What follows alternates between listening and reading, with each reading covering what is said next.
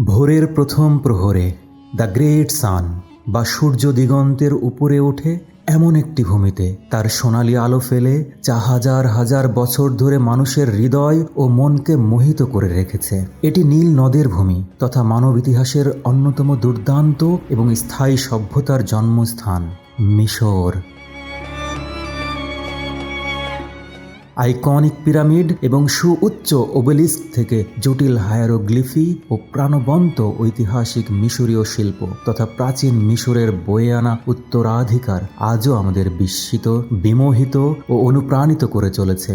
এই চিত্তাকর্ষক সভ্যতার রহস্য এবং বিস্ময় উন্মোচন করার জন্য যাত্রা শুরু করতে আমাদের সাথে যোগ দিন এবং মিশরীয় ফারাও ও তাদের শক্তিশালী রাজ্যের গোপন রহস্যগুলি আবিষ্কার করুন, যা সময়ের পরীক্ষায় এসে দাঁড়িয়েছে। আসুন প্রথমেই মিশর ও মিশরীয় সভ্যতা সম্পর্কে জানি।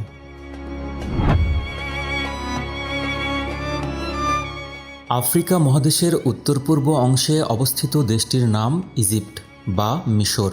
খ্রিস্টপূর্ব ৫,০০০ থেকে ৩,২০০ অব্দ পর্যন্ত নীল নদের অববাহিকায় একটি সমৃদ্ধ সভ্যতার উদ্ভব হয়, যা মিশরীয় সভ্যতা নামে পরিচিত।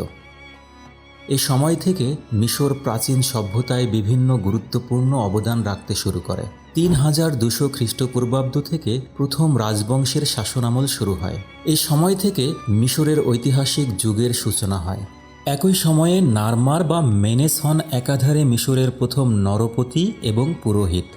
তিনি প্রথম ফারাওয়ের মর্যাদাও লাভ করেন। এরপর থেকে ফারাওদের অধীনে মিশর প্রাচীন বিশ্ব সভ্যতার অগ্রগতিতে একের পর এক উল্লেখযোগ্য অবদান রাখতে সক্ষম হয়। তার আগে একটি কথা বলে নেওয়া ভালো। মুসলিমরা ফারাওদের ফেরাউন নামে চেনে। ফেরাউন কোনো একক ব্যক্তি না, কয়েক হাজার বছর ধরে যারা সে সময় মিশর শাসন করেছে তাদের প্রত্যেককেই ফারাও বা ফেরাউন বলা হতো।